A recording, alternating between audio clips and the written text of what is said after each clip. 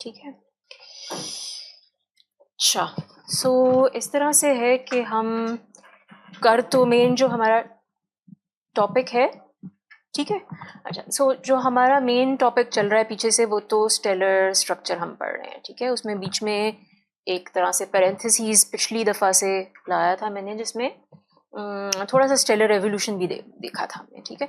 क्योंकि hydrostatic equilibrium की जो इक्वेशन थी वो हम पढ़ चुके थे स्टेलर स्ट्रक्चर में, और उससे हमें कम से कम इस दो फोर्सेस का समझ आ गया कि ग्रेविटेशनल फोर्स है जो इनवर्ड है, और उसको कोई काउंटर बैलेंस करने वाली दूसरी फोर्स है जिसको हमने प्रेशर कहा है। उसकी वजह से, फोर्स की वजह से प्रेशर है। तो फिर हम स्टेलर एवोल्यूशन के कम से कम स्टेप्स ब्रॉड तरीके से हम समझ सकते हैं।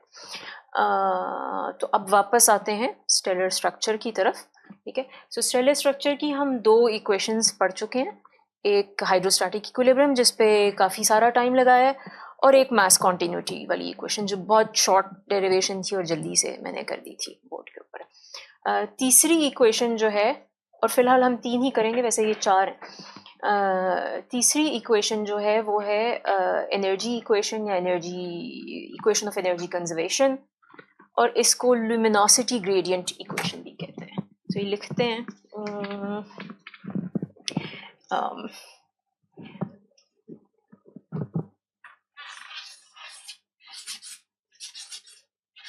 equation of energy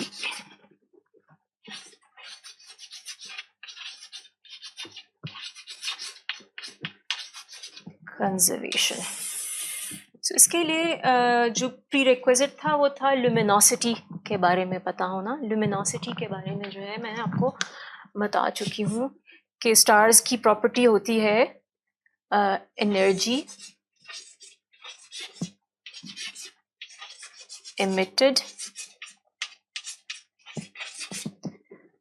per unit time, ठीक है। और इसके यूनिट्स ये भी मैंने आपको बताया था, ये सन की जो लुमिनोसिटी है उसकी टर्म्स में इसको दिया जाता है। सो जो आपकी एनर्जी कंजर्वेशन की इक्वेशन है, ये लुमिनोसिटी को कंसर्न करती है, स्टार की लुमिनोसिटी। तो अगर कोई स्टार है, उसकी लुमिनोसिटी है एल स्टार, ठीक है। और सो ये हम पूरे स्टार की लुमिनोसिटी की बात कर रहे हैं, पूरे स्टार की कितनी लुमिनोसिटी है, ठीक है। ये वही होगी जो इन यूनिट्स में एक्सप्रेस कर सकते हैं हम, ठीक है। लेकिन हम ये भी कर सकते हैं, अब आपको याद है कि हमने देखा था कि स्टार को हम यूं मॉडल करते हैं,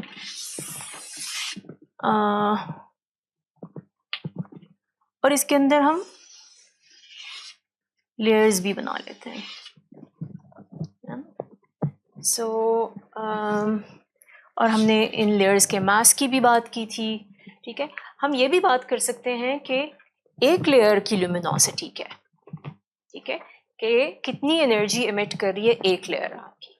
तो फिर हम बात करेंगे एल ऑफ आर की, ठीक है। सो लुमिनोसिटी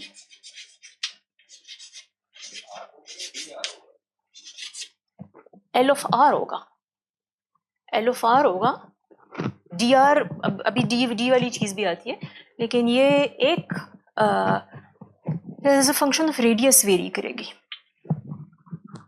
ठीक है। तो बाहर वाला रेडियस होगा, उसकी कोई लुमिनोसिटी होगी, अंदर वाला रेडियस होगा, उसकी कोई और लुमिनोसिटी होगी, ठीक है। ये अगर ये वाला है, ये वाली लेयर है, तो इसकी कोई और एल आर होगी, ठीक है। सो एल ऑफ आर लुमिनोसिटी होगी, लेकिन डी वाली बात भी आती है, हम इसको भी ब्रेक डाउन करेंगे। सो एल ऑफ आर है लुमिनोसिटी ऑफ वन लेयर। ये कौन सी लेयर होगी? ये एट रेडियस आर हम कहेंगे इसको।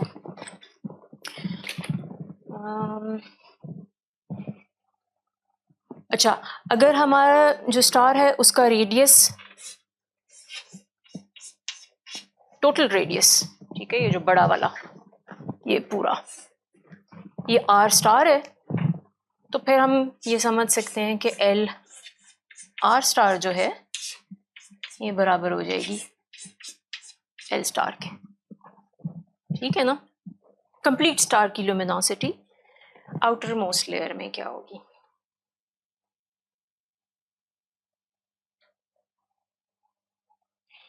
ये जो एल ऑफ आर है ये है नेट एनर्जी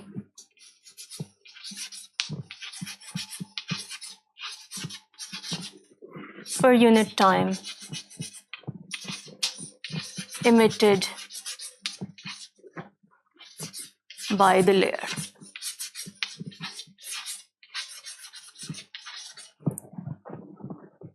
नेट का वर्ड जो है वो इम्पोर्टेंट है, ठीक है। इसमें क्या चीज़ आ जाती है? इसमें आ जाएगा energy from all layers inside, energy emitted, ठीक है, एनर्जी इमिटेड यहाँ पे आएगा। इसका क्या मतलब है कि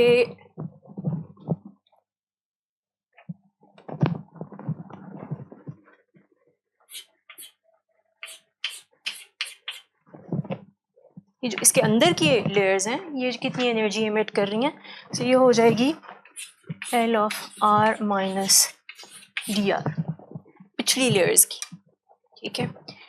और इसमें शामिल हो जाएगा प्लस एनर्जी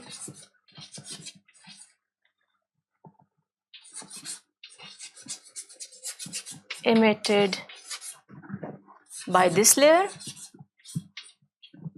यानी by layer at R, और माइनस होगा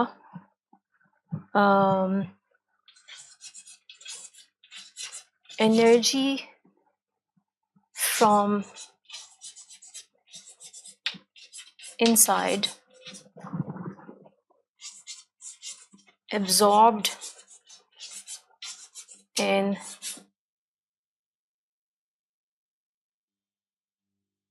at R। इसका क्या मतलब है? इसका ये मतलब है कि आपके कहीं पे भी स्टार के सेंटर में फॉर इंस्टेंस एनर्जी एमिट हो रही है, ठीक है, और बाहर की तरफ जा रही है, लेकिन बाहर की तरफ जाने के प्रोसेस में उसमें से कुछ पार्ट एब्जॉर्ब भी हो सकता है, ठीक है, और जिस पार्ट में वो जा रही है उसमें जाके कुछ एब्जॉर्ब होगा, लेकिन वहाँ से कुछ नई एनर्जी भी एमिट होगी। तो जब हम अकाउंटिंग करेंगे तो हम इन सबको एक लेयर के लिए हम अकाउंटिंग सारी इन फैक्टर्स की करेंगे, ठीक है। ये अभी बहुत इंपॉर्टेंट पॉइंट नहीं है इस स्टेज पे, बट ये कॉन्सेप्ट पहले से मैं लाना चाह रही हूँ कि एनर्जी ये नहीं है कि डायरेक्ट फ्लो कर जाती है, कुछ एब्जॉर्ब होती है, कुछ एमिट होती है हर लेयर में, क्योंकि उसके अंदर की है। ये एल ऑफ आर तो ये खुद है ना, उससे पिछली लेयर, ठीक है, उससे पिछली लेयर में से जितना कुछ आ रहा है हमारे पास वो ले लिया, इसमें से जितना कुछ खुद निकल रहा है वो ले लिया, और इसमें से पीछे से जितना कुछ आ रहा था वो जो पार्ट एब्जॉर्ब हो गया उसको नेगेटिव कर दिया हमने से, ठीक है, ये निकाल दिया।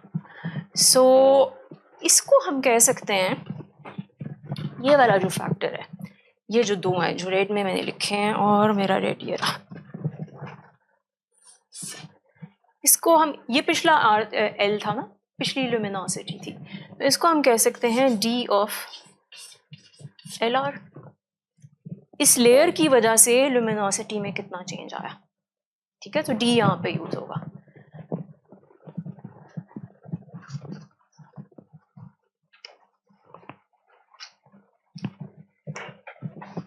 Okay,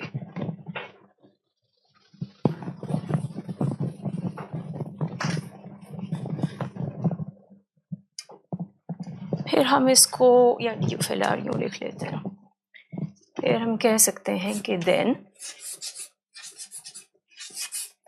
D of L R is equal to epsilon of R, ये मैं भी डिफाइन करूंगी, डी ऑफ एम आर। ये अगर आपको पुराने लेक्चर्स याद हो, डी ऑफ एम आर ये क्या है? मास ऑफ द शेल, यानी ये इसका मास कितना है, ठीक है। और ये हमने बताया था कि होता है epsilon of R 4 pi R square rho of R D of R. इसका क्या मतलब था? ये उस शेल का सरफेस है, ये उस शेल की थिकनेस है, तो ये वॉल्यूम हो गया ना मिलके, ये दोनों वॉल्यूम ऑफ द शेल हो गया, और ये डेंसिटी ऑफ द शेल है, ठीक है, mass density of the shell. तो mass density of the shell multiplied by volume of the shell कर रहे हैं, तो हमारे पास यहाँ पे मास ऑफ द शेल आ गए, ठीक है। तो फिर ये इसके यूनिट्स क्या होने चाहिए, ये क्या चीज़ होनी चाहिए? ये होना चाहिए नेट एनर्जी। अब मैं नेट का लफ्ज़ ही इस्तेमाल कर रही हूँ, सो इसमें एब्जॉर्प्शन और एमिशन दोनों चीज़ें शामिल हैं। Net energy emitted per unit time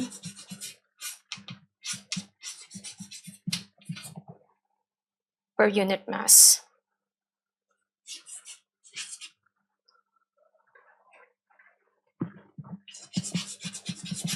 Unit mass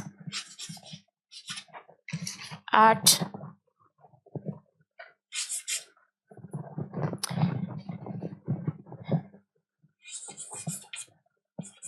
radius r, ठीक है। सो ये जो टर्म है ये आपको क्या बता रहा है? अगर यहाँ पे हम एक यूनिट मास ले लें तो वो पर यूनिट टाइम कितनी एनर्जी इमिट करेगा, ठीक है। और फिर जब हम उसको पूरे मास के शेल के मास से मल्टीप्लाई कर देंगे तो हमारे पास पूरे शेल की net energy emitted per unit time आ जाएगा, ठीक है। सो ये जो है ये हमारे पास आ गई है इक्वेशन ऑफ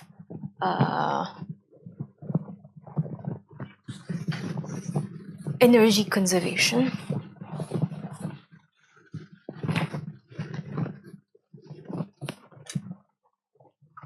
ये है D L of R, D R हम यहाँ ले आएंगे is equal to epsilon R rho of R 4 pi R square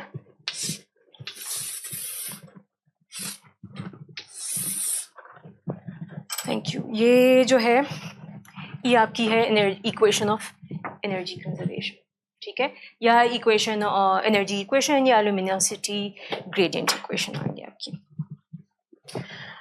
अच्छा, मास कॉन्टिन्यूटी की इक्वेशन अगर किसी को याद है, नहीं याद तो फॉर्मूला जाके देख लें, दोबारा नहीं लिख रही। उसमें भी हमें रो ऑफ आर की ज़रूरत थी, ठीक है, वो एक्चुअली बेस्ड इस पार्ट पे थी, इस पार्ट पे थी, ठीक है। और जो आपकी थी हाइड्रोस्टैटिक इक्विलिब्रियम की इक्वेशन, उसमें भी अगर आपको याद हो उसमें भी रो ऑफ आर चाहिए था आपको। सो रो ऑफ आर जो है ये हमें चाहिए, ठीक है, आपको इसको सॉल्व करने के लिए रो ऑफ आर चाहिए। अच्छा, यहाँ पे हमें इन एडिशन जो हाइड्रोस्टैटिक इक्विलिब्रियम में तो हमें रो का प्रोफाइल, डेंसिटी प्रोफाइल चाहिए होता है, यहाँ पे हमें ये भी चाहिए, ठीक है, कि एनर्जी पर यूनिट हाँ पर यूनिट मास है, पर यूनिट हाँ पर यूनिट मास है, ठीक है। So energy per unit mass जो है वो किस तरह से और पर यूनिट टाइम किस तरह से इमिट हो रही है, हमें इसका भी फंक्शन चाहिए होगा, ठीक है। अभी इसको यहीं पे रहने देते हैं, ठीक है, हम एनर्जी पे बाद में बात करेंगे, ये अभी से मैं सेटअप कर रही हूँ इस चीज़ को। और मैंने आपको ये भी कहा है कि इसके अलावा एक फोर्थ, सो ये 3 इक्वेशंस हो गई हैं हमारी स्टेलर स्ट्रक्चर की। सो अभी से मैं आपको ये भी बता रही हूँ कि एक फोर्थ इक्वेशन भी है, लेकिन उसके ऊपर हम फिलहाल काम नहीं कर रहे। उसका ताल्लुक एनर्जी ट्रांसपोर्ट से ही है, ये जो एब्जॉर्ब वगैरह चीज़ें होती हैं इन चीज़ों से है। ये वाली जो इक्वेशंस हमने तीनों लिखी हैं अभी तक, ये टाइम इंडिपेंडेंट वर्जन्स हैं, ठीक है। यहाँ पे मैंने ये फंक्शन ऑफ टाइम नहीं है, ये फंक्शन ऑफ टाइम नहीं है, ये फंक्शन ऑफ टाइम नहीं है। पिछली भी जो मैंने लिखी थी वो भी फंक्शन ऑफ टाइम नहीं थी, बट ये अगर आप एवोल्यूशन की बात करते हैं फिर ये फंक्शंस ऑफ टाइम बन जाते हैं, ठीक है। या सो ये आप इनको ऐसे समझें जैसे एक स्नैपशॉट है जिसके साथ हम डील कर रहे हैं। ओके, सो हम आते हैं अब अगले टॉपिक के ऊपर। तो ये एक टॉपिक ख़त्म हो गया। अगला टॉपिक है जो आपकी हाइड्रोस्टैटिक इक्विलिब्रियम की इक्वेशन थी, उसमें प्रेशर का टर्म आता था, ठीक है, dp over dr। So pressure के बारे में हमें पता होना चाहिए।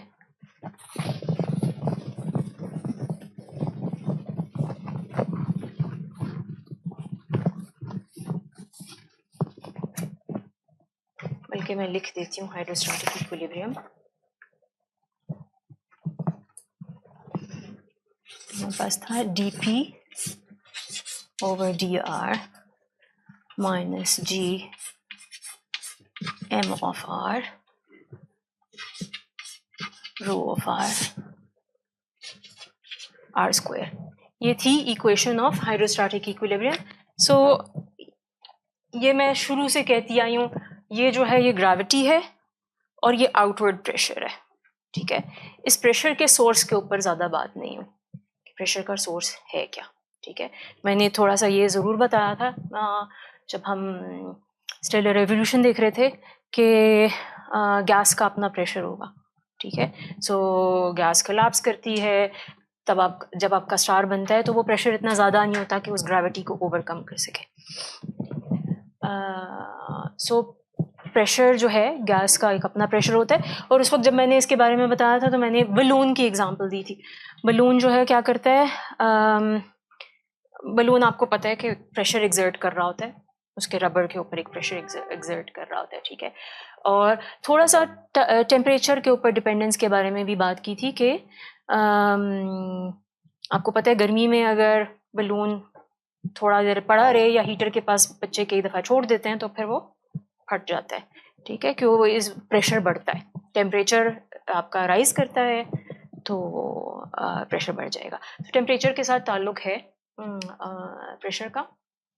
सो अब जो आज का जो लेक्चर है मेन, जो मेरा ख्याल है 2 हिस्सों में होगा, वो इस प्रेशर को समझने के लिए, ठीक है। जिन्होंने काइनेटिक थ्योरी स्टैटिस्टिकल मैकेनिक्स पढ़ी हुई है उनके लिए आसान होगा, उन्होंने ये पहले से चीज़ें की हुई हैं। जिन्होंने नहीं की हुई, चूँकि प्रीरेक्स में नहीं था कि आपने काइनेटिक थ्योरी और थर्मोडायनामिक्स पढ़े हों, इसलिए मैं करवा रही हूँ, ठीक है। सो हिस्टोरिकली गैसेस को जब स्टडी किया जाता था तो हम इस चीज़ पे गौर नहीं करते थे कि इंडिविजुअल पार्टिकल्स के साथ क्या हो रहा है, ठीक है। हिस्टोरिकली क्या होता था, गैस को एज अ होल देखा जाता था और अच्छा टेम्परेचर बढ़ रहा है तो वॉल्यूम बढ़ रहा है कि नहीं बढ़ रहा, प्रेशर बढ़ रहा है कि नहीं बढ़ रहा, इस तरह की बातें होती थी, ठीक है। लेकिन बाद में 19th सेंचुरी में हमने पार्टिकल लेवल पे क्या हो रहा है इससे रिलेट करना शुरू कर दिया इस चीज़ को कि पार्टिकल लेवल पे क्या होता है जिसकी वजह से प्रेशर गैस का ओवरऑल बढ़ता है, ठीक है। तो इसको microscopic picture versus macroscopic picture भी कहा जाता है। जब हम वॉल्यूम एज अ होल की बात करते हैं, टेम्परेचर एज अ होल की बात करते हैं तो हम मैक्रोस्कोपिक पिक्चर की बात कर रहे होते हैं, और जब हम पार्टिकल्स के लेवल पे देख रहे होते हैं तो हम माइक्रोस्कोपिक पिक्चर्स की बात कर रहे होते हैं, बट ये दोनों रिलेटेड हैं, ठीक है। सो जो आपकी क्लासिकल थर्मोडायनामिक्स है वो मैक्रोस्कोपिक पिक्चर के साथ डील करती है, बट बाद में जब हम काइनेटिक थ्योरी और स्टैटिस्टिकल मैकेनिक्स की तरफ आते हैं तो हम माइक्रोस्कोपिक पिक्चर के लेवल पे उसको देख रहे होते हैं, ठीक है। सो मैं ये माइक्रोस्कोपिक लेवल पे आज करवा रही हूँ आपको, वो ज़्यादा इंटरेस्टिंग है और ये ज़रा आराम से कराऊंगी क्योंकि मुझे पता है कि सबका नहीं होगा ये बैकग्राउंड। सो ज़रा आराम से कराऊंगी क्योंकि ये स्टार्स को स्टडी करने के लिए और एस्ट्रोफिज़िक्स में किसी भी चीज़ को समझने के लिए ये इम्पॉर्टेंट है कि हमें समझ आए अच्छा पार्टिकल की मूवमेंट की टर्म्स में क्या हो रहा है, ठीक है। पार्टिकल्स बल्क में किस तरह से बिहेव करते हैं और कैसे वो रिलेट करते हैं प्रेशर और वॉल्यूम और टेम्परेचर जैसी क्वांटिटीज़ के साथ, ठीक है। सो ये एक प्रिलिमिनरी इसके बारे में आपको बात कह रही हूँ। और क्या लिखा है मैंने यहाँ पे, अच्छा गैस की पिक्चर जो है वो हमने कौन सी जहन में रखनी है। तो वैसे तो हमें पता है, ठीक है, गुब्बारे के अंदर गैस है, टायर के अंदर गैस है, हमें पता है ये वाली चीज़, ठीक है। लेकिन गैस है क्या, मॉलिक्यूल्स हैं, ठीक है। सो ये कमरा जो है ये मॉलिक्यूल्स से भरा हुआ है जिसको हम ब्रीथ कर रहे हैं। जो एटमॉस्फेयर के मुख्तलिफ ऑक्सीजन वगैरह सब कुछ इसके अंदर मौजूद है। स्टार में जो आपकी गैस होगी वो क्या होगा, हाइड्रोजन होगा, बाद में हीलियम भी होगा, ठीक है, और कुछ मॉलिक्यूल्स और चीज़ों के भी होंगे, मॉलिक्यूल्स या आयंस या पार्टिकल्स हैं, ठीक है। जो आपको पिक्चर जहन में रखनी है वो ये है कि अब इस कमरे में ढेर सारे पार्टिकल्स हैं, ठीक है। ये पार्टिकल्स जो हैं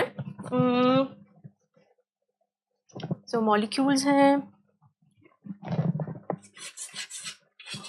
मॉलिक्यूल्स इसको हम कहेंगे पार्टिकल्स, मॉलिक्यूल्स, पार्टिकल्स। हर पार्टिकल की वेलोसिटी होगी कोई,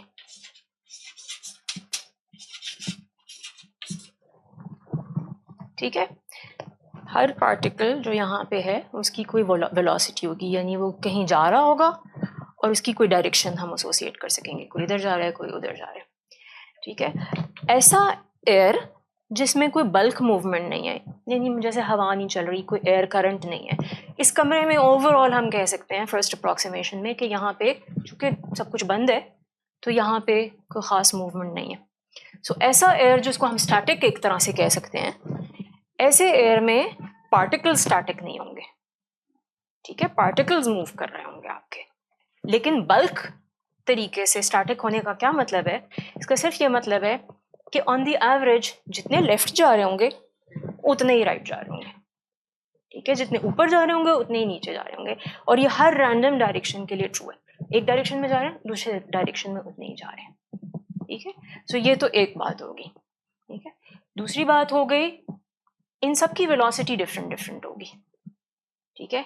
ये नहीं है कि ये जो एक पार्टिकल है इसकी वेलोसिटी एक है, डायरेक्शन की मैं खाली बात नहीं कर रही, मैं स्पीड की भी बात कर रही हूँ, उसके मैग्नीट्यूड की भी बात कर रही हूँ। सो इस पार्टिकल की जो स्पीड है इस पार्टिकल से फर्क होगी, इस पार्टिकल से फर्क होगी, इस पार्टिकल, बाद में हम आगे जाके देखेंगे इसकी कुछ एवरेज होगी वगैरह वगैरह, वो हम निकाल सकते हैं।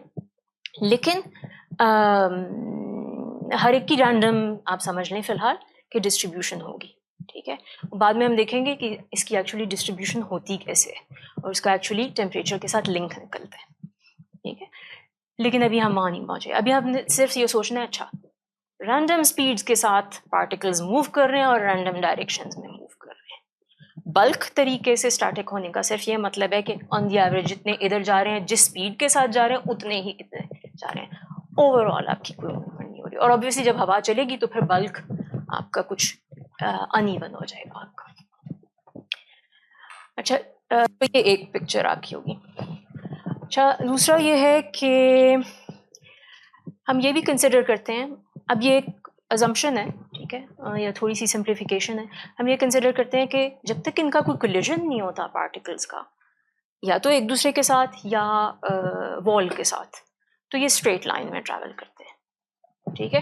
तो इसकी पिक्चर ऐसी बनती है, स्ट्रेट लाइन में जा रहे हैं, ठीक है, स्ट्रेट लाइन में जा रहे हैं, स्ट्रेट लाइन में जा रहे हैं, ठीक है, कोई कर्व्ड मोशन नहीं हो रहा, ठीक है। सो ये हो गया एक।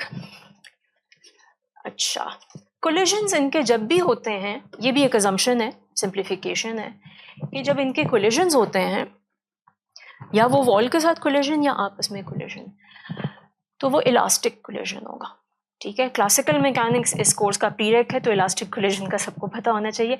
इलास्टिक कोलिजन वो होती है जिसमें मोमेंटम और काइनेटिक एनर्जी दोनों कंजर्व्ड होते हैं, ठीक है। सो इलास्टिक कोलिजन्स होंगे, बिलियर्ड बॉल जैसे जो कोलिजन्स होते हैं वो होंगे। बस ये मेन प्रॉपर्टीज़ हैं। एक और थोड़ी सी बात कर लेते हैं। यूजुअली जब हम किसी कंटेनर की बात करते हैं, जैसे ये वॉल है, बट अभी हम हाइपोथेटिकल कंटेनर्स की भी बात करेंगे, छोटे कंटेनर की भी बात कर सकते हैं। यूजुअली वो पार्टिकल के जो ये मूवमेंट का जो है ना कि कब कोलिजन्स हो रहे हैं, कब दूसरे पार्टिकल से मीट कर रहे हैं, इसके साइज से बहुत ज़्यादा बड़ा है, ठीक है, क्योंकि पार्टिकल्स बहुत छोटे छोटे हैं, ढेर सारे हैं। ये जो है ये बहुत बड़ा होता है इसका साइज, ठीक है, तभी ये हम कैलकुलेशंस कर सकते हैं जो हम कर रहे हैं। और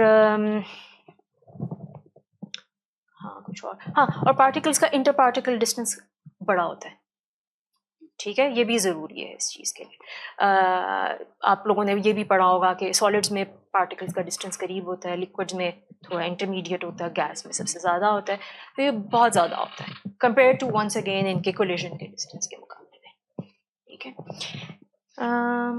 सो ये जो प्रॉपर्टीज़ मैंने बोली हैं, कोई 4-5 हैं आई थिंक, ये आइडियल गैस की प्रॉपर्टीज़ कहलाती हैं, ठीक है।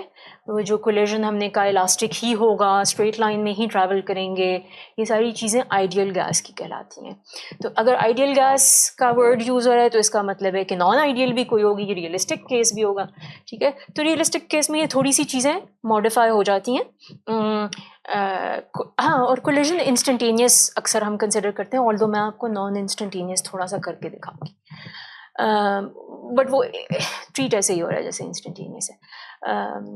बट जो रियल होगा केस, उसमें कोलिजन में थोड़ा सा टाइम लगेगा, थोड़ा सा पाथ कर्व हो सकता है, नॉन इलास्टिक भी कोलिजन्स हो सकते हैं, बट बाय एंड लार्ज जिन गैसेस के साथ हम डील करते हैं उनमें ये अप्लाई कर जाएगी, ये अप्रॉक्सीमेशन अप्लाई कर सकते हैं, ठीक है। अगर आपको बहुत माइन्यूट डिटेल्ड काम कर रहे हो उसमें नहीं शायद ये अप्लाई कर सके, बट जनरली कर सकता है। बाय द वे थर्मोडायनामिक्स वगैरह की या जो काइनेटिक थ्योरी की बुक्स होती हैं उसमें यूजुअली ये लिमिट्स नहीं होती, बट मैं वैसे बता रही हूँ। इसमें क्वांटम मैकेनिकल लिमिट भी होगी, ठीक है। क्वांटम मैकेनिकल का मतलब है कि बहुत करीब या ज़्यादा जब आपके पार्टिकल्स होंगे, वो वाली लिमिट्स भी नहीं भी होंगी, और इनका ताल्लुक एनर्जी से भी होगा पार्टिकल्स की, ठीक है। और रिलेटिविस्टिक लिमिट भी यहाँ पे अप्लाई करेगी, क्योंकि अगर पार्टिकल्स की स्पीड ऑफ लाइट से कंपेयर होना शुरू हो जाती है तो फिर हम ये वाली कैलकुलेशंस नहीं कर सकते, ऐसे मॉडिफाई करनी पड़ती हैं हमें, ठीक है। ये सिर्फ जहन में रखने की है कि क्वांटम मैकेनिक्स वाली लिमिट और एक रिलेटिविस्टिक लिमिट अप्लाई करेगी, बट अभी के कोर्स में हम इनको भूल जाएंगे। इनफैक्ट मैं स्पीड टेंड्स टू इन्फिनिटी लिख दूंगी, जो कि असल में आप लोगों को पता होगा नहीं होता।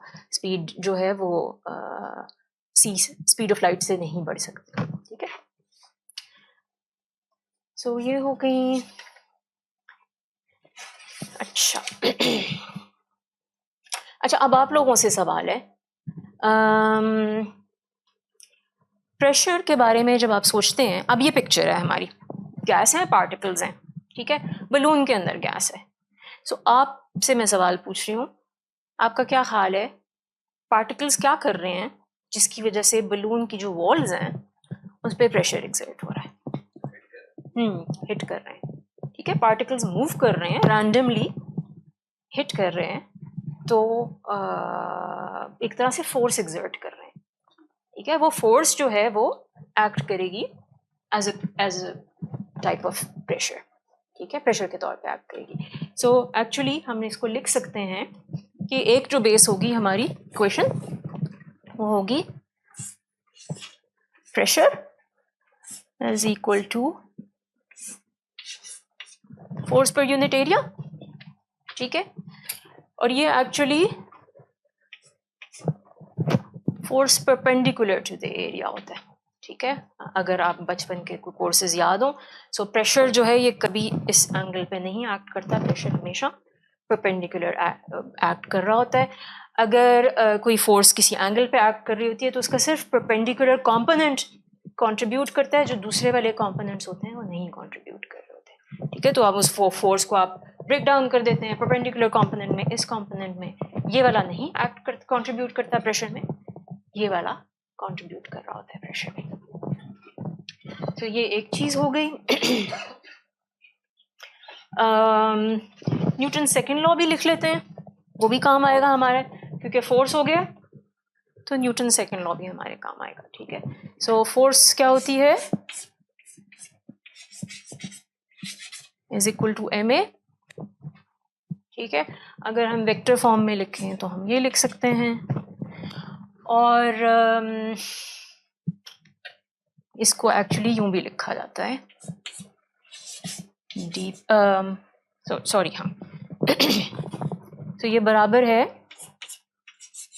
m dv over dt, change in velocity पर चेंज इन टाइम, लेकिन इसको हम यूं भी लिख सकते हैं, चेंज इन मोमेंटम पर यूनिट टाइम, है ना।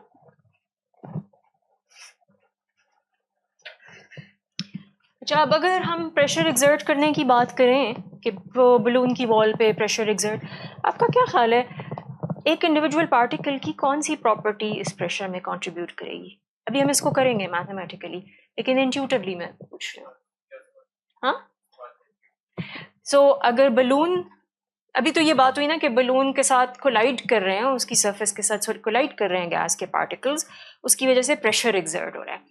अच्छा, उस पार्टिकल की बहुत सारी प्रॉपर्टीज हो सकती हैं, उसको चार्ज भी हो सकता है, उसका मास भी हो सकता है, पोजीशन हो सकती है, बहुत सारी चीज़ें हो सकती हैं। कौन सी प्रॉपर्टीज हैं उस पार्टिकल की जो आपका ख्याल है अफेक्ट करेंगी, या जो हम आगे इक्वेशंस देखेंगे उसमें कौन सी वेरिएबल्स आएंगे पार्टिकल्स के? इसको देख लें।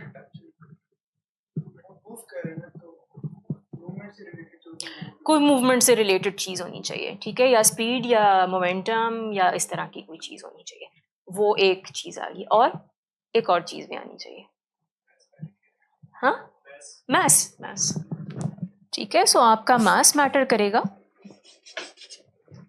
और आपका ये स्पीड या मोमेंटम, मोमेंटम जो है ये मैटर करेगा, ठीक है। और ये हम इंट्यूटिवली सोच समझ सकते हैं, ठीक है। अगर कोई ज़्यादा स्पीड के पार्टिकल्स आके उससे लगेंगे सरफेस से, सो आपका हम इमेजिन कर सकते हैं कि प्रेशर ज़्यादा होना चाहिए, ठीक है। और अगर मैसिव ज़्यादा होंगे तो भी हम इमेजिन कर सकते हैं कि प्रेशर ज़्यादा होना चाहिए, ठीक है ना। सो बेसिकली मास और स्पीड दोनों कंबाइन हो जाते हैं मोमेंटम के अंदर, तो मोमेंटम आपका मैटर करता है, ठीक है। सो मास और स्पीड हम देखेंगे, ठीक है।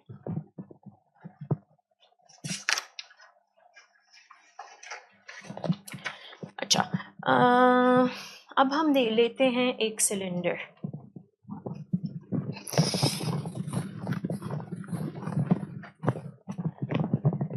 सो हम कंसिडर करते हैं एक सिलेंडर जिसका यहाँ पे एरिया A है, और ये इसकी साइड जो है लेंथ ये डेल्टा x है। मैंने एक्सीज अपने यूं लिए हुए हैं, सो ये x है, ठीक है, और ये y ले लें और ये z ले लें। सो ये जो सरफेस है साइड वाली ये yz प्लेन में है, और जो लेंथ है वो x एक्सिस के अलॉन्ग है, ठीक है। अच्छा, ये भी सवाल उठ सकता है यहाँ पे कि ये सिलेंडर है क्या, ठीक है, एक्चुअली क्या चीज़ है, ठीक है। सो जहाँ पे हम बलून की बात कर रहे हैं, हम इमेजिन कर सकते हैं अच्छा सिलेंड्रिकल कोई बलून होगा, ठीक है। क्योंकि क्यों सिलेंडर गोल क्यों नहीं? क्योंकि सिलेंडर में कैलकुलेशंस आसान होती हैं, ठीक है, मैथमेटिकली हम ज़्यादा आसानी से कर सकते हैं। लेकिन चलो वो तो एक रियल, फिर एक असल वॉल्स हैं आपके पास, और आप उसमें से देख रहे हैं कि वॉल्स जो हैं वो टकरा रही हैं, वॉल्स के साथ पार्टिकल्स टकरा रहे हैं और प्रेशर एग्जर्ट कर रहे हैं, ठीक है, वो हम कैलकुलेशन कर सकते हैं। तो ये एक तरीका है। जो इस कमरे में गैस है हम समझ सकते हैं अच्छा ये कमरा जो है ये एक तरह का सिलेंडर हो गया, ठीक है, शेप इसकी बदलनी पड़ेगी, बट ये भी एक, यहाँ पे भी रियल वॉल्स हैं, ठीक है, लेकिन हर जगह रियल वॉल्स नहीं होती, ठीक है। सो हम इस कमरे के अंदर एक छोटा सा सिलेंडर यहाँ पे भी इमेजिन कर सकते हैं, ठीक है। स्टार में तो कोई सिलेंडर नहीं है, ठीक है, वहाँ पे तो कोई वॉल्स नहीं है आपके पास। तो फिर सवाल ये पैदा होता है कि क्या ये कैलकुलेशंस वैलिड होंगी या नहीं वैलिड होंगी, ठीक है। सो उसका जवाब पहले आपको दे देती हूँ, हाँ वैलिड होंगी, ठीक है, और अब मैं कन्विंस करती हूँ कि क्यों वैलिड होंगी, ठीक है। तो इसकी एक वजह यह है कि ये दोनों एक्चुअली इक्विवेलेंट प्रॉब्लम्स हैं, ठीक है। सो पहले तो आप इसको यूं समझें कि बलून जो है आपका, वहाँ पे तो रियल वॉल्स है ना, ठीक है। तो हम बलून या उस टाइप का एक सिलेंडर हो गया, हम उसकी वॉल्स के साथ टकराने की बेसिस पे हमने कैलकुलेशन की, हमें ये पता चला कि अगर ऐसी गैस है जिसमें मास ऐसा है पार्टिकल्स का, जिसमें वेलोसिटी ऐसी है पार्टिकल्स की, तो वो कितना प्रेशर एग्जर्ट करती है। हमने बेसिकली, हमारा सरोकार है ही इससे कि ऐसी प्रॉपर्टीज वाली गैस, ऐसे मास वाली पार्टिकल्स वाली गैस, ऐसे वेलोसिटी वाली पार्टिकल्स वाली गैस प्रेशर कैसा एग्जर्ट करती है। तो वो भला वो फिर किसी छोटे सिलेंडर के अंदर हो, सचमुच के सिलेंडर के अंदर हो, या एक पूरी स्टार के अंदर किसी एक छोटे से पोर्शन के अंदर हो, वो वैलिड होगा क्योंकि प्रेशर तो वो कर रही है एग्जर्ट, ठीक है। वो किसी चीज़ के अंदर बंद हो या ना हो, वो प्रेशर एग्जर्ट करेगी, ठीक है। सो एक तरीका इसको सोचने का ये है। दूसरा तरीका, अगर बहुत डिटेल में आप घुस के इसको देखना चाहें, सो एक्चुअली होता है, आप उसको यूं भी कंसिडर कर सकते हैं कि अगर ये ना होता सिलेंडर, क्योंकि सिलेंडर में तो हम क्या देखेंगे, ये पार्टिकल्स यहाँ से जाके टकराए, वापस आए, फिर दूसरी जगह टकराए, फिर वापस आए, ठीक है।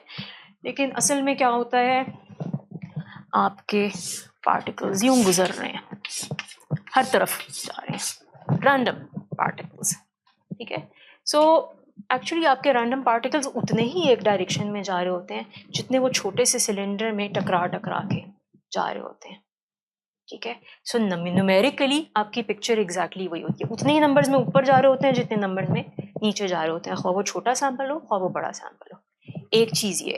अच्छा, दूसरी चीज़ ये है कि यहाँ पे जहाँ पे सिलेंडर नहीं है वहाँ पे टकरा तो नहीं रही, तो फोर्स डायरेक्टली उस तरह से एग्जर्ट नहीं हो रही चीज़ों पे, ठीक है। लेकिन वहाँ पे क्या होगा, मोमेंटम फिर भी ट्रांसफर हो रहा होगा। यहाँ के पार्टिकल्स का मोमेंटम इस सरफेस के थ्रू गुजर के किसी दूसरी तरह जा रहा होगा, ठीक है।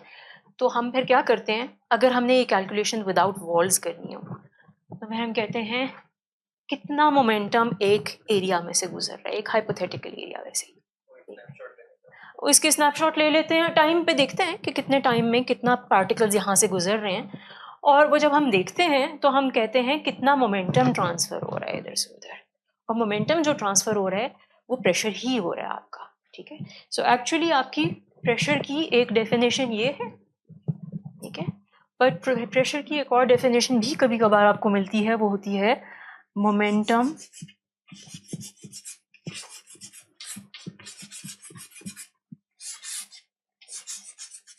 फ्लक्स।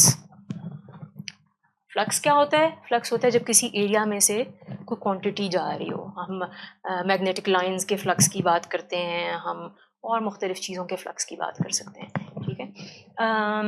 यहाँ पे हम किस फ्लक्स की बात कर रहे हैं, मोमेंटम कितना जा रहा है एक यूनिट एरिया के थ्रू, और यहाँ पे भी हम परपेंडिकुलर ही उसको काउंट करेंगे, जिस तरह किसी भी फ्लक्स की कैलकुलेशन में एक्चुअली करते हैं।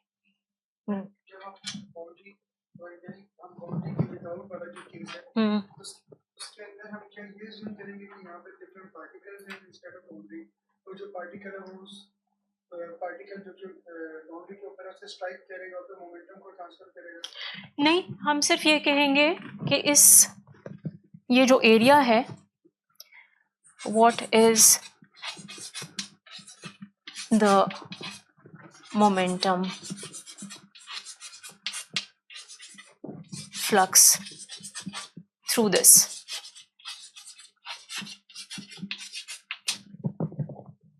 ठीक है। एक्चुअली फ्लक्स में खुद ही थ्रू दिस का कॉन्सेप्ट आ जाता है, वो पर यूनिट एरिया ही होता है। सो हम बेसिकली फिर गिनती करते हैं इस चीज़ की, कि मतलब न्यूमेरिकली ऑब्वियसली इस तरह से नहीं, बट हम देखना चाहते हैं कितने नंबर ऑफ पार्टिकल्स पर यूनिट टाइम इधर से उधर जाते हैं, किस स्पीड के साथ, किस स्पीड के साथ इसकी, क्योंकि फिर उसके वो आपको, और मास उनका क्या होता है वो फिर आपको बताता है, ठीक है। ये कैलकुलेशन दोनों तरह से की जा सकती है, जो मैं भी करके दिखाऊंगी या स्टार्ट करूंगी। कैरल एंड ऑस्ली की डेरिवेशन फॉलो कर रही हूँ मैं, जो कि सिलेंडर के साथ, कैरन लॉसली जो बुक है, जो बुक्स की लिस्ट में मैंने बताई थी, जो कि सिलेंडर के साथ ये करके देता है।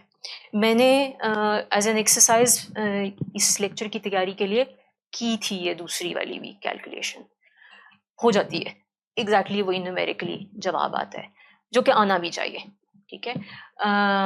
लेकिन वो लेंथी है, उसमें और चीज़ों, काफ़ी सारी चीज़ों के साथ डील करना पड़ता है, और यूजुअली सिलेंडर के साथ ही किया जाता है, तो इसलिए मैं आपको सिलेंडर के साथ ही करा रही हूँ, ठीक है।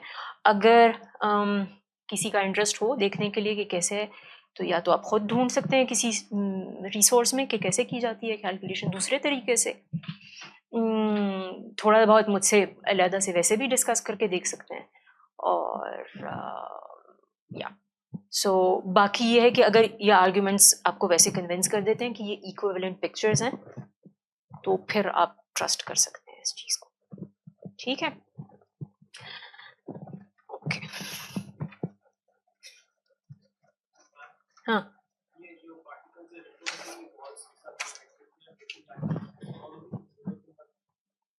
हाउ डू वी कंसिडर, हम अभी मैं मैथमेटिकली दिखाऊंगी आपको कि कैसे कंसिडर करेंगे, लेकिन बेसिकली हम परपेंडिकुलर नहीं कंसिडर करेंगे, हम इस तरह की सिचुएशन के साथ डील करेंगे। पार्टिकल आया, या परपेंडिकुलर नहीं है ना, और यहाँ से चला गया, ठीक है, तो ये परपेंडिकुलर नहीं है, बट हम कंपोनेंट्स में ब्रेक डाउन करेंगे इसको, हम देखेंगे कि परपेंडिकुलर वाला कौन सा कंपोनेंट है, सो वेक्टर्स की फॉर्म में लिखेंगे इसको, ठीक है। तो हम इस केस में अलॉन्ग एक्स एक्सिस जो क्वांटिटीज हैं उसमें हम इंटरेस्टेड होंगे, क्योंकि y और z एक्चुअली कंट्रीब्यूट नहीं करेंगे। इसमें भी दोनों पिक्चर्स के बारे में सोचा जा सकता है, ठीक है।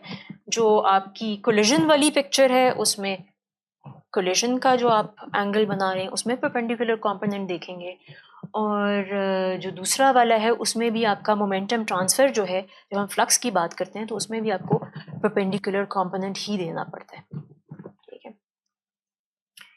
ओके, सो अब हम ये समझते हैं कि हमारे पास ये वाली सिचुएशन है, ये दोनों मैं इक्वेशंस रहने देती हूँ।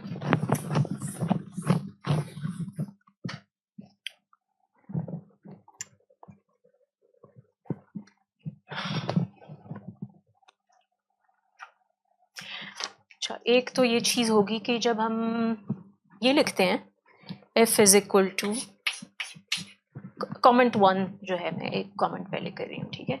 जब f is equal to dp/dt लिखते हैं तो हम क्या कह रहे हैं, पार्टिकल के मोमेंटम में चेंज आ रहा है ना। पार्टिकल के मोमेंटम में चेंज क्यों आ रहा है,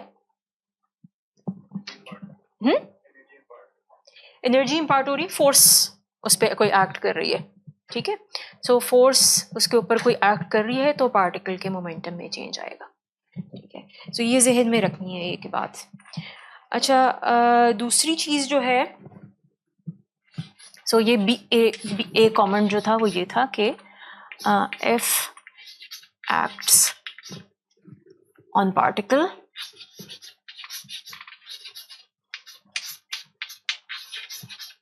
तो P चेंजेस,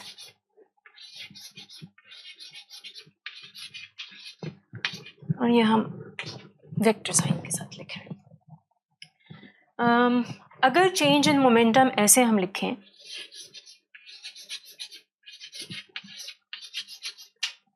इन मोमेंटम, कैसे, कोई इनिशियल मोमेंटम था पहले पार्टिकल का, और वहां से बाद में हो गया वेक्टर, कोई फाइनल हो गया मोमेंटम, कोई इंटरैक्शन हुआ, उसके बाद ये हुआ, और इसको टाइम लगा ti से tf, ठीक है। तो फिर हम ये वाली इक्वेशन कैसे यूज कर सकते हैं, हम करेंगे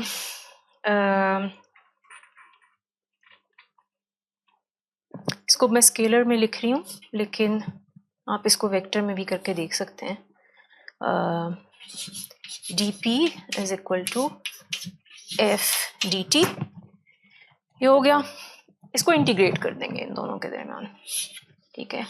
सो पी आई से लेकर पी एफ और टी आई से लेकर टी एफ, सो आपके पास क्या आ जाएगा, P F minus P I is equal to F T F minus T I. सही हो गया। और इसको हम यूं भी लिख सकते हैं, डेल्टा पी यानी change in momentum is equal to F times delta T, ठीक है। अच्छा, ये वाली चीज़ मुझे अलाउड सिर्फ इस सूरत है, यहाँ से यहाँ वाला स्टेप सिर्फ इस तरह अलाउड है कि एफ कांस्टेंट मैं समझूँ, वरना ये इंटीग्रल के साथ से बाहर मैं नहीं निकाल सकती थी। अगर एफ फंक्शन ऑफ टाइम होता यानी वक्त के साथ साथ बदल रहा होता तो फिर मैं इसको इंटीग्रल से बाहर इस तरह डायरेक्ट ना निकाल सकती, ठीक है। सो या तो ये होगा, एक केस हमारे पास ये पॉसिबिलिटी है कि एफ इंडिपेंडेंट ऑफ टाइम हो। दूसरी पॉसिबिलिटी ये है कि हमें लगे कि ये जो इसकी वेरिएशन है इसमें हम इतना इंटरेस्टेड नहीं है, तो हम फिर क्या करते हैं, इसको रिप्लेस कर देते हैं एक एफ एवरेज के साथ, ठीक है। क्योंकि हम उस डिटेल में इंटरेस्टेड नहीं है, ठीक है, कि हो क्या रहा है एक्चुअली, तो हम एक एफ एवरेज के साथ इसको रिप्लेस कर सकते हैं। ये जहन में रखना है, अभी हम जो आगे कैलकुलेशंस कर रहे हैं इसमें ये जहन में रखना है। ये वाली जो फॉर्म है ये किसी ने देखी है, इसका नाम है इम्पल्स मोमेंटम थ्योरम। हाँ, इम्पल्स मोमेंटम मैटर नहीं करता इस लेक्चर के लिए वैसे, बट मैं मेंशन कर रही हूँ थ्योरम, नाम से कोई ख़ास फ़र्क नहीं पड़ता, बट यहाँ पे जो हमारी चीज़ जिसके लिए फ़र्क पड़ रहा है वो ये है कि एक तो ये इनिशियल फाइनल का कॉन्सेप्ट समझ आ जाए और दूसरा ये है कि हम एवरेज आउट फोर्स लेंगे, ठीक है। और इन पर्टिकुलर हमें ये दो जगहों पे हमें इसको एवरेज आउट करके समझना पड़ेगा। एक मैं पहले बता देती हूँ, दूसरा मैं थोड़ा सा बाद में बताऊँगी। पहला जो है वो ये है कि जब ये इस तरह की कोलिजन होती है हम इसको यूजुअली इंस्टेंटेनियस लेते हैं, बट ये बिल्कुल इंस्टेंटेनियस नहीं होती, इसमें भी कोई टी एफ और टी आई होता है, छोटा सा होता है, ठीक है। और दूसरा ये है कि इवन इसके दौरान भी फोर्स बिल्कुल कांस्टेंट नहीं होती, ठीक है, बट वो एक इतना छोटा माइनर डिटेल है कि हम उसको इग्नोर कर सकते हैं, इसलिए हम एफ एवरेज के तौर पे ही यहाँ पे एकदम से हम इसको ट्रीट कर सकते हैं। सिद्धांत थोड़ा सा मुझे टाइम का आइडिया देना, ठीक है। सो ये एक जगह होगी, दूसरी जगह जहाँ पे हम इसको एवरेज आउट करके करेंगे वो मैं आगे बताऊंगी।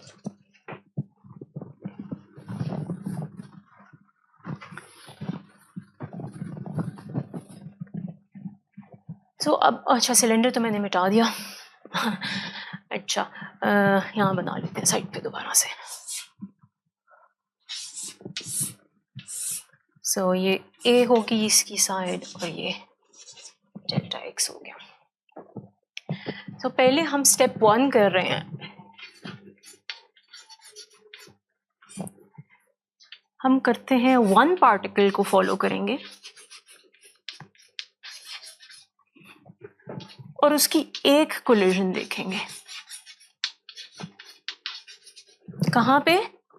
इस राइट साइड पे जो वॉल है, एक वॉल के साथ हम एक कोलिजन एक पार्टिकल की देखेंगे, ठीक है। कोलिजन्स मैंने पहले भी बताया है इलास्टिक होंगी, पार्टिकल जो है कोलाइड करेगा वॉल के साथ, तो क्या होगा, कोई फोर्स एग्जर्ट करेगा वॉल पे, उस फोर्स को मैं लिख रही हूँ पार्टिकल टू वॉल फोर्स, ठीक है। कोई फोर्स एग्जर्ट करेगा वॉल के ऊपर। थर्ड लॉ हमें क्या बताता है, न्यूटन्स का थर्ड लॉ, क्या बताते हैं, एक्शन रिएक्शन होगा। तो क्या होगा, कौन किस पे फिर फोर्स एग्जर्ट करेगा, वॉल पार्टिकल पे ऊपर एग्जर्ट करेगा, ठीक है। सो न्यूटन्स लॉ का यही होता है, थर्ड लॉ का यही कॉन्सेप्ट है कि अगर एक ऑब्जेक्ट दूसरे ऑब्जेक्ट के ऊपर फोर्स एग्जर्ट कर रहा है तो वो दूसरा ऑब्जेक्ट पहले पे उतनी ही बराबर फोर्स करेगा बट ऑपोजिट डायरेक्शन में, ठीक है।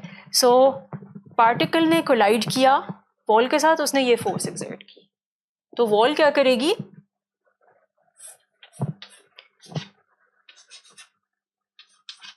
वॉल टू पार्टिकल एक फोर्स एग्जर्ट करेगी और दोनों में रिलेशनशिप ये होगा, नेगेटिव डायरेक्शन में होगी, ठीक है। इसको मैं कह देती हूँ,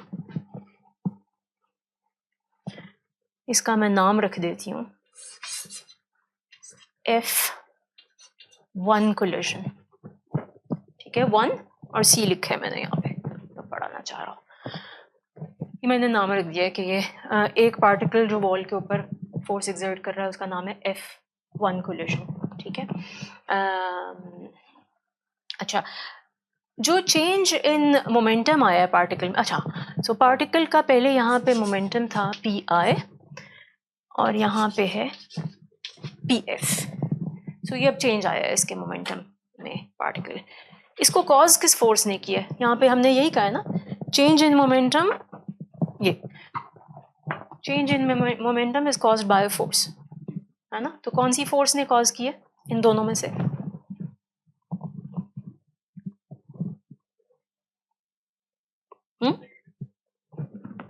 वॉल वाली फोर्स है, वॉल जो पार्टिकल पे एक्ट कर रही है या पार्टिकल जो वॉल पे एक्ट कर रहा है, वॉल जो पार्टिकल पे एक्ट कर रही है, ठीक है ना, क्योंकि पार्टिकल तो खुद पे वैसे ही एक्ट नहीं कर सकेगा, ठीक है।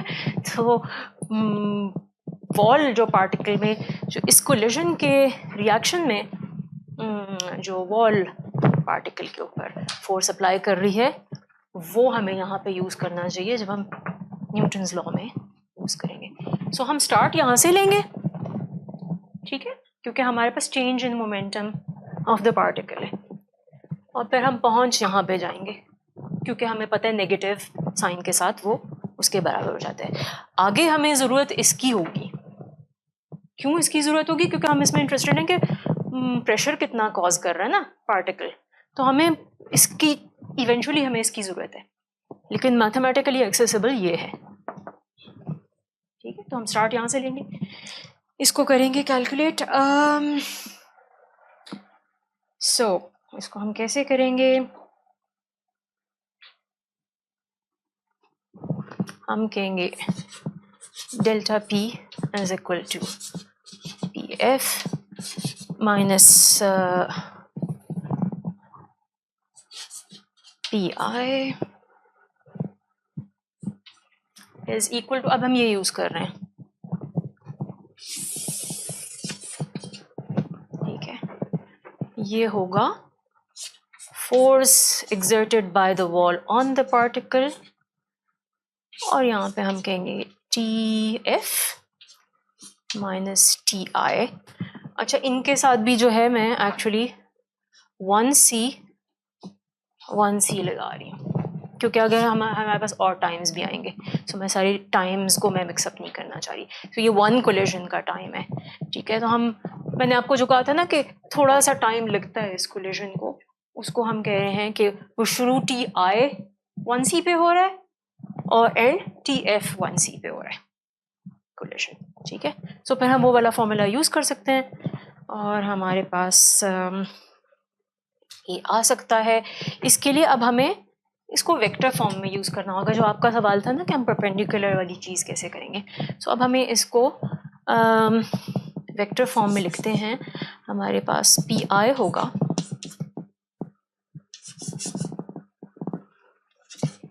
PXI plus PYJ plus PZK, ठीक है ना। इसके मोमेंटम के XYZ कोऑर्डिनेट्स हमने लिख दिए, ठीक है। PF क्या होगा,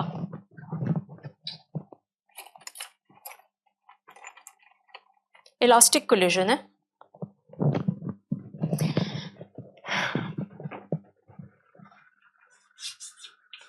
तो मैं लिखती हूँ फिर बताती हूँ कैसे मैंने लिखा है।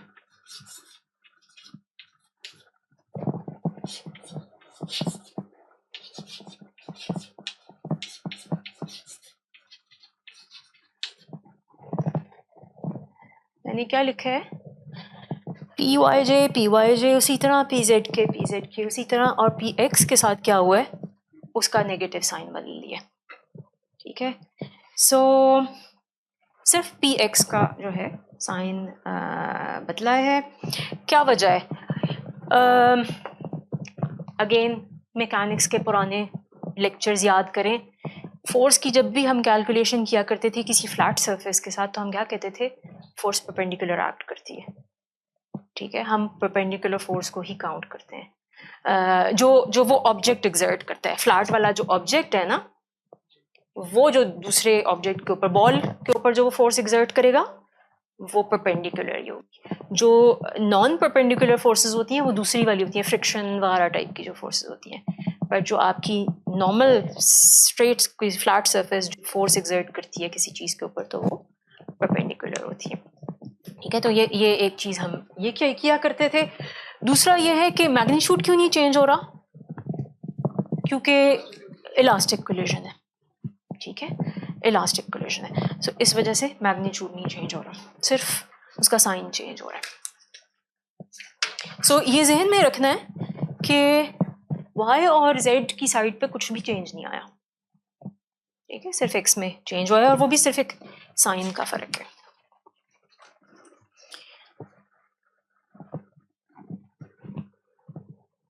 तो हम एक्चुअली लिख भी सकते हैं इसको।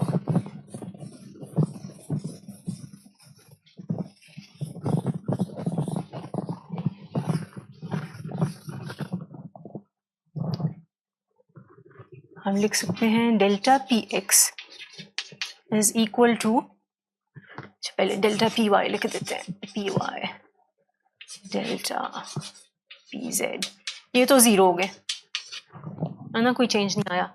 ये कितना होगा, P x initial, P x final minus P x initial होना चाहिए ना, है ना। तो पी एक्स फाइनल ये था,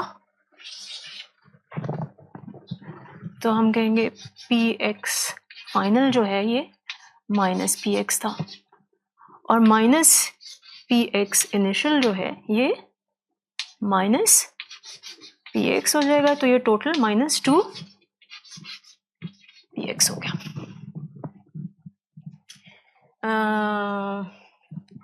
सो फिर हम ये कर रहे थे ना कैलकुलेशन यहाँ से, ये इक्वेशन है, इसकी नंबरिंग नहीं की हुई मैंने, जिनकी पीछे की हुई थी उनको मैं नंबर करना भूल गई हूँ बोर्ड में, बट हम इस वाले को ले रहे हैं,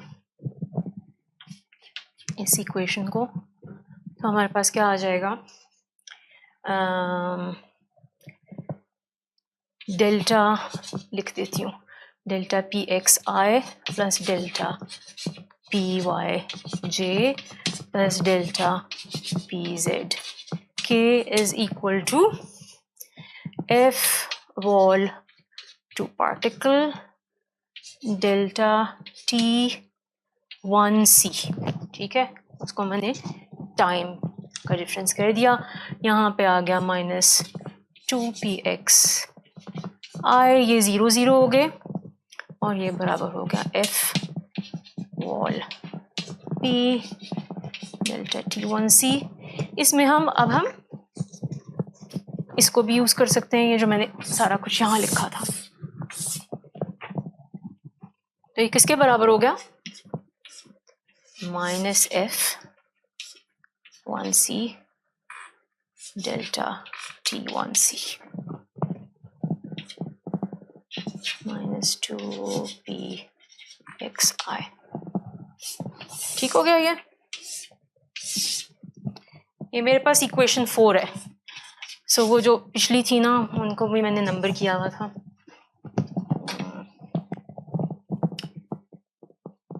ये क्या आ गया, ये इसको फोर्स के तौर पे लिख देते हैं, force one collision is equal to 2px i over delta T1C, ये है इक्वेशन 4 आपका, ठीक है। ये क्या दे रही है, force exerted by one particle, क्योंकि अब ये हम यहाँ पे ले आए थे ना इसको, ये पहले force on wall on particle थी, अब force on of particle on wall है।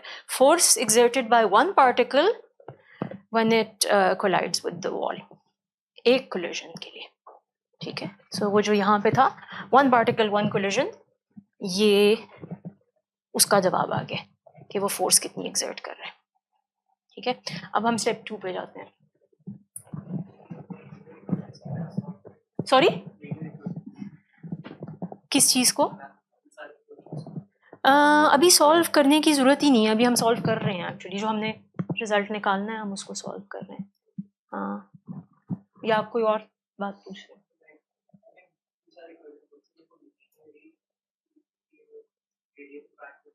हाँ, लेकिन यहाँ पे ज़रूरत नहीं है, यहाँ पे ज़रूरत नहीं है, हम स्टेप वाइज खुद ही सब्सटीट्यूट करते जा रहे हैं, तो एंड में उस तरह से सॉल्व करने की नहीं ज़रूरत है। जैसे कि जो पार्टिकल वॉल पे एक्सर्ट कर रहा है, यानी वो 2px कह सकते हैं कि ये मोमेंटम डबल हो रहा है?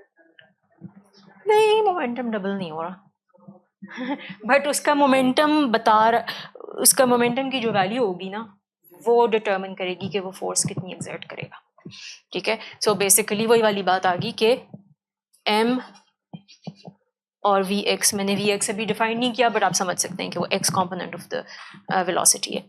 तो m क्या है, मास कितना है उस पार्टिकल के पास और स्पीड कितनी है उसके पास along the x axis, along the y axis contribute नहीं कर रही, y और z एक्सिस की स्पीड कंट्रीब्यूट नहीं कर रही। आपको समझ आ गई कि अभी हम बस स्टेप वाइज इसको सॉल्व करते जा रहे हैं, हमें वो सबको मिला के सॉल्व करने की नहीं जरूरत, ठीक है। ओके, सो अब देखते हैं अगला स्टेप। स्टेप 1 था वन पार्टिकल वन कोलिजन, अब स्टेप 2 लेंगे हम।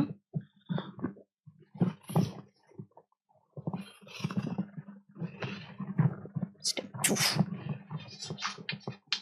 वन पार्टिकल ही ले रहे हैं, अभी एक पार्टिकल को ही हम फॉलो करेंगे।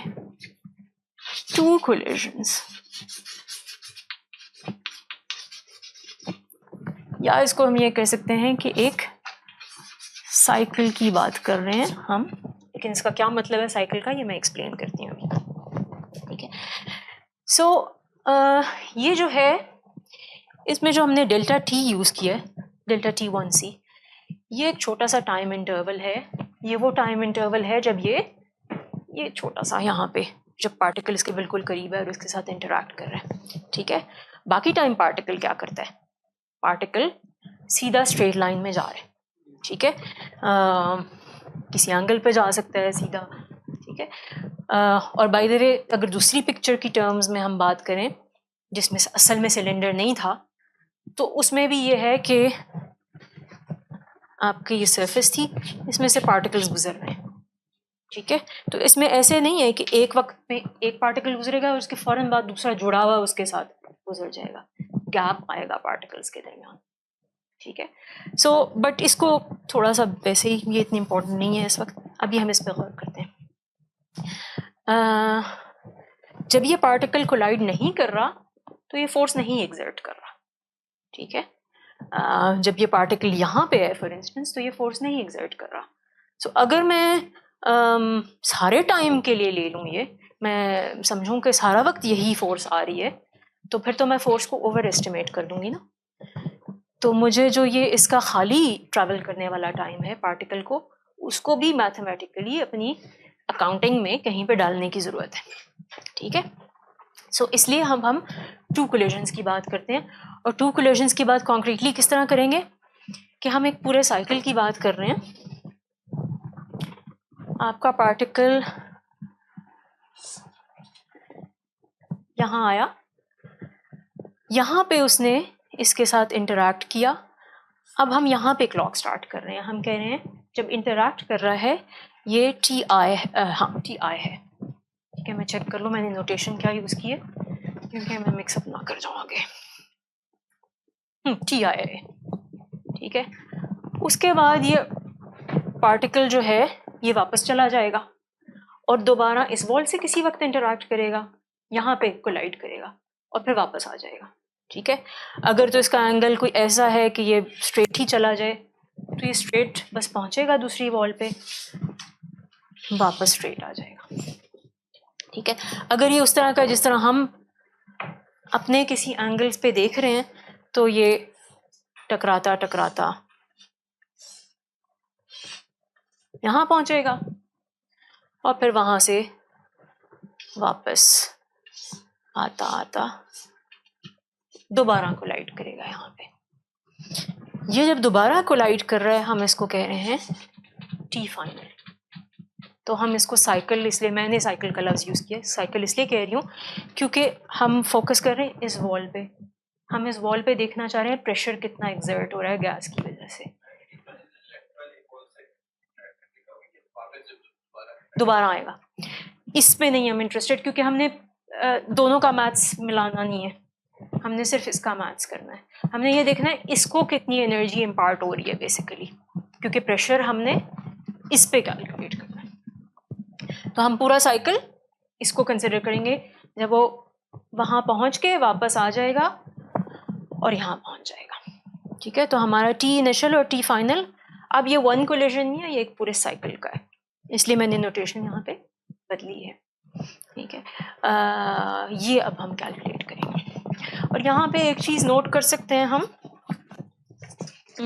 कि ये जो डेल्टा टी है नया वाला, जो कि t F minus T i है, ये much greater than delta t one c होगा, है ना।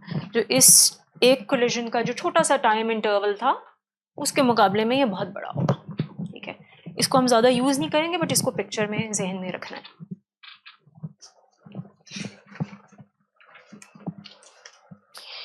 अच्छा, इसको कितना टाइम लगेगा पार्टिकल को यहाँ से यहाँ जाते हुए?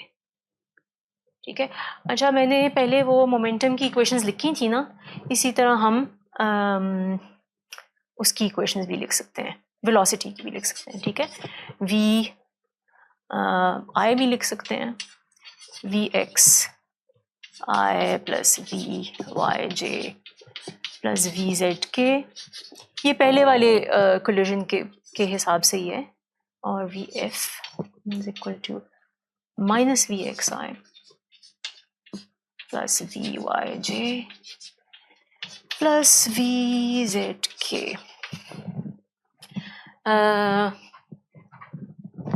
पार्टिकल के यहाँ से यहाँ ट्रैवल करने में कौन सा वेलोसिटी का कंपोनेंट प्ले करेगा? वी एक्स करेगा। ठीक है, वी वाई और वी जेड एक्चुअली बिल्कुल भी इंटरवीन नहीं करेंगे। ठीक है, अगर ये पार्टिकल बेशक ही यहाँ से यहाँ जाके कोलाइड कर रहा है, बट इस कोलिजन, जिस तरह हमने इस कोलिजन के बारे में देखा था, जब यहाँ पे कोलिजन हो रहा है सिर्फ वी एक्स में चेंज आता है, वी वाई वी जेड में चेंज नहीं आएगा। यहाँ पे अगर कोलाइड करेगा तो वी वाई वी जेड में चेंज आएगा, वी एक्स में कोई चेंज नहीं आएगा। वी एक्स थ्रू आउट इस मोशन के कांस्टेंट रहेगा। ठीक है, सिर्फ यहाँ जाके उसका साइन बदलेगा और वापस आके फिर हर दफ़ा जब ये परपेंडिकुलर वाले आपके सर्फेसेस हैं इन पे साइन बदलेगा। तो अगर मैं ये लिखूँ, time taken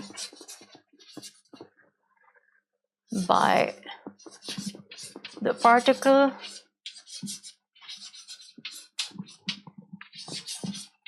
to go from, ये राइट अगर साइड है तो ये लेफ्ट है, फ्रॉम R to L कितना होगा? T R L V X over delta, sorry, उल्टा, delta x over Vx। क्या ये लॉजिकल है?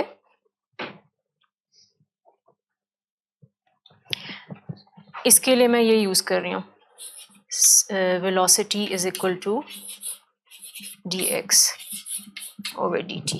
ये तो याद है ना सबको, है ना।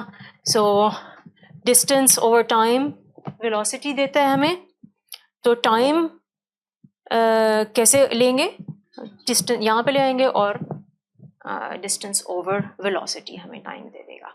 और चूंकि हम सिर्फ एक्स एक्सिस में देख रहे हैं, वाई और जेड मैटर ही नहीं कर रहे, तो हम ये लिख सकते हैं T left, T right to left ये होगा, टी लेफ्ट टू राइट कितना होगा, वो भी बराबर ही होगा, टी लेफ्ट टू राइट भी उतना ही होगा एग्जैक्टली, ठीक है। मैग्नीट्यूड में बात कर रहे हैं, डायरेक्शन तो टाइम के लिए है ही नहीं, तो ये भी इतना ही होगा, ठीक है ना। सो पूरा टाइम टी आई और टी एफ के दरमियान कितना हो गया, delta T is equal to T F minus T I, फिर कितना हो गया, T right to left plus T left to right, यानी के 2 delta X over V X, ठीक है। ये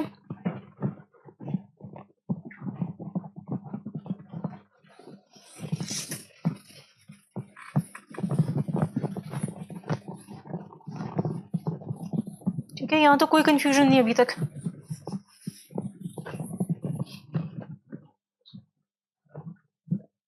कुछ है? माइनस टी टी आई है ना, तो माइनस टी की जगह टी एल आर लिखा है। नहीं नहीं नहीं नहीं, उसकी जगह नहीं लिखा, इसकी जगह नहीं लिखा, सिर्फ ये बताया है कि इन दोनों की जगह नहीं लिखा, ये सिर्फ ये बताया है कि टी आई ये है ना जब पहला कोलिजन हुआ, और टी एफ ये है जब ये दूसरा कोलिजन हुआ, है ना। तो पहले कोलिजन और दूसरे कोलिजन के दरमियान क्या हुआ, पार्टिकल ने पूरा ये ट्रैवल किया, उसमें उसको कितना टाइम लगा, टी आर एल, ठीक है। फिर उसने वापस क्या पूरा टाइम किया, तो उसने कितना टाइम लगा, टी एल आर, ठीक है। तो वो हमारे पास ट्वाइस ये वैल्यू आ गई। सो इनका आपस में उस डायरेक्ट कोई ताल्लुक नहीं है।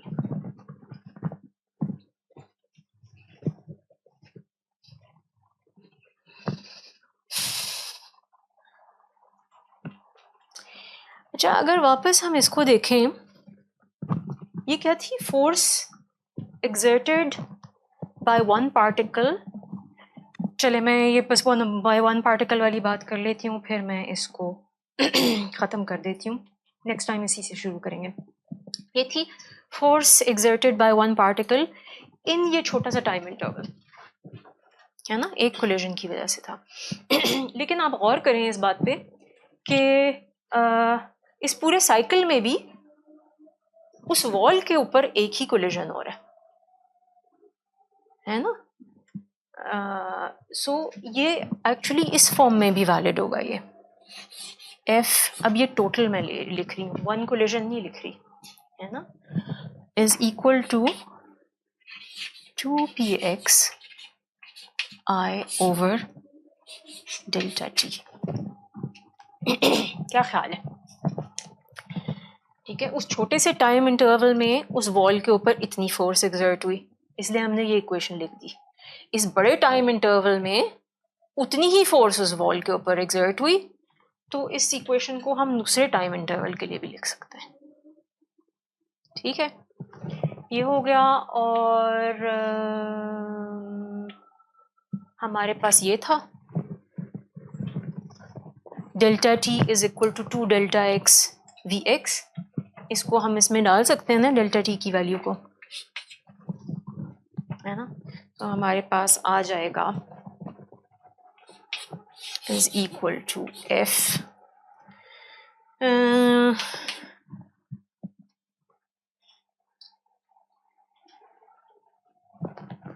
डायरेक्ट लिख दूँ, P X V X I over delta X, ठीक है। सो ये आ गई force exerted by the particle on that wall in one cycle. इसको इक्वेशन, अब मैं नंबरिंग अपनी वाली लिख रही हूँ, ये मेरे पास इक्वेशन 7 है, ठीक है। इसको यहाँ छोड़ते हैं और नेक्स्ट टाइम इसको लेंगे। आगे बढ़ेंगे तो आगे अब हम क्या करना चाहते हैं, क्योंकि अभी तो हमने एक पार्टिकल किया, ठीक है, लेकिन अब हम ढेर सारे पार्टिकल्स का इफेक्ट देखना चाहते हैं। तो उसमें अगली दफ़ा जो है हम ढेर सारे पार्टिकल्स का देखेंगे कि कैसे आता है, force exerted on one wall कैसे आएगी। सो उसमें पहले हम वेलोसिटी फिक्स कर लेंगे, पहले उसको देखेंगे, फिर सारी वेलोसिटीज़ के ऊपर इंटीग्रल ले लेंगे, फिर हमारे पास टोटल फोर्स आएगी और प्रेशर फिर हम वहाँ से निकाल सकते हैं, ठीक है, pressure exerted on a wall. और आप नोट करें कि यहाँ पे हमारे इम्पोर्टेंट वाले वेरिएबल्स आ रहे हैं, मास इसके अंदर, मोमेंटम के अंदर, और स्पीड। तो वही चीज़ें जो हमने इंट्यूटिवली शुरू में समझी थी कि मास मैटर करेगा पार्टिकल का, कितनी फोर्स एक्सर्ट कर रहा है, और स्पीड मैटर करेगी आपकी, ठीक है। चलो, यू वेलकम। सब